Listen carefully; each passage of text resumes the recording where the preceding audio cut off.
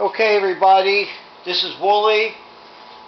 I've been former airline employee since 2005. I've been working on these things since 2005. I do this video to try to teach people how to do certain things, and I have some videos on the Airline -4, but this is the XL, and I don't have any videos on the XL, so I just wanted to go over a rebuild. We're going to do a rebuild. Now, mind you, I'm not going to do any editing, so rebuild is, you know, a kit, flapper valves, piston, cup, retainer. Pretty much that's it. There's really not a whole lot in there, but however, I want to go over this for people that have problems. Now listen, I already took out a few screws. Like I already took out these. These are Torx 25. This is the cover. It's just for cosmetic. I broke this one. I'm going to try to get it out later. The reason for that is these compressors were also made for people doing home construction, nail guns. So this would have been vented. You had a filter in there.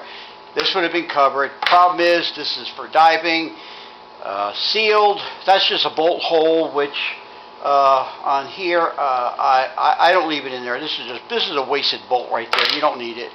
But nonetheless, it's just cosmetic. It means nothing, because if it was vented and it were to splash, you would get that water in your lungs. So no, it's just cosmetic, and I'll get that out. But I just want to go over a few things.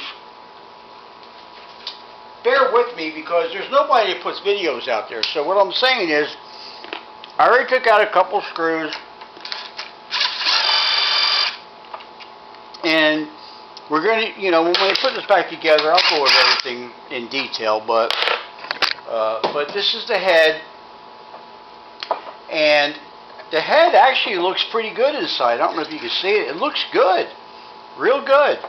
Valve plate assembly right here. We're going to replace the flapper valves because this person had this for a while, and we're not sure if it's been rebuilt, and he's taking it for a mini season, so we can't take a chance. So we're going to fix it. Piston cup, sleeve. Sleeve feels good, but I'm going to replace the piston cup, and we're going to go over that. There's a certain way to do this. I always check the connecting rod. Now I'm doing this to feel for any binding. This is very smooth. It's nice. By the way, this compressor is from 2008, so we're looking at a while. It was July of 2008 when this is actually one of my compressors I built when I worked for the airline back in 2008. The connecting rod feels good, so we're fine. But we're going to replace everything, and we're going to save these parts, because when you're down there for mini season, you only have 2 days. If something breaks, you're done. You're done, because it's a 2-day ship to the. It's a 2-day ship. So I usually tell people. Let me see if I can see this. I usually tell people, if you're going to go down for mini season, and depending on how old your unit is, this is a valve plate assembly. Usually the flapper valves, you can't really see it. I'll show you when I take it apart. Is what goes bad, and I always tell people, buy an extra valve plate assembly, because here's the O-rings for it. These things don't go bad, but the flapper valves break. But when you're on the water, how long do you want to spend fixing it? You want to get back in the water and go diving and get lobster. So you buy a valve plate assembly. The bolts are 3/8. You pop the 4 bolts off, pull the head off, pull the valve plate out, put the new valve plate in, or the rebuilt one, and you're done. You're diving. 10 minutes, if that. Then you take your valve plate that's damaged, or, you know, whatever, go home and fix it. Clean it up and make it nice for the next dive. This right here will save your ass. And I tried telling the owner to let me put that on the website back in the day, but he didn't want to. But this is what you got to do. This right here will save your butt. So anyway, at this point right now, connecting rod's good. I have to get this cover off.